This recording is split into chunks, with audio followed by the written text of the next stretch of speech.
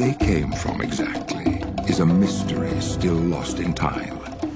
They were known for practicing an ancient healing science founded in the use of powerful natural medicines derived from sacred plants.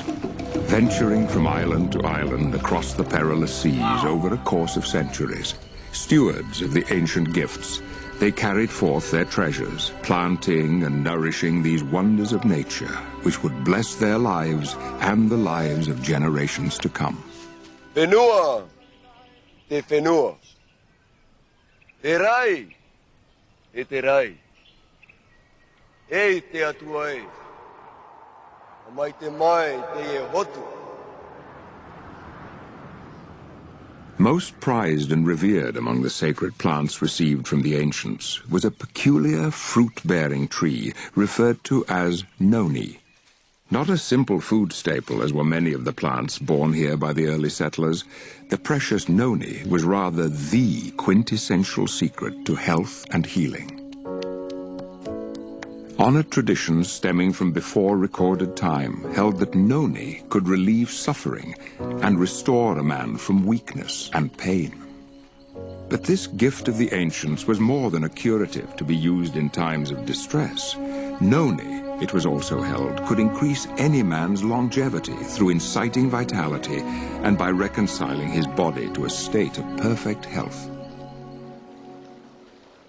Indeed, the lives and culture of the early Polynesian people were profoundly blessed by the mystical noni. Their destinies were intricately intertwined.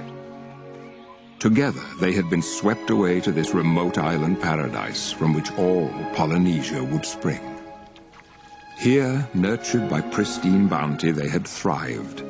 And yet to the rest of the world, these people and their sacred noni were otherwise forgotten or unknown. But such would not last forever. Centuries later, Ralph M. Heineke would receive his doctorate in biochemistry from the University of Minnesota. Upon this accomplishment, his first desire was to escape the cold Minnesota winters, and so he took a job with the Dole Pineapple Company in Hawaii. My assignment was to find application for the enzyme which I had to develop a method for producing from the pineapple stem. Here was this tropical island with many plants which I had never seen before, and among them was a strange green fruit called noni. And the Hawaiian people told me that was a very important medicine. Based on the findings of his research, Dr. Heineke would publish key articles in several scientific journals. Within only a few years, these articles would spark the interest of a man being led on his own journey of discovery. Through the initial discoveries of this fruit, I realized the great potential. And it was when I came across a paper by Dr. Ralph Heineke. He described in this paper the mechanism of how and why it works. Everywhere I went on the island of Tahiti, the most interesting things happened. The native Tahitians began telling me stories of the nono fruit, how it helped their grandmother or their grandfather, their aunt, their uncle. I learned that there was a super abundant supply of the nono fruit on the islands of Marquesas, nearly 1,000 miles away.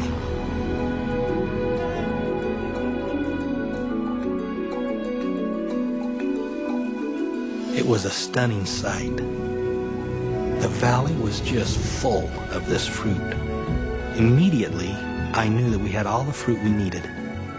It wasn't a secret, but yet the world didn't know about it. The next thing was to find the right partners.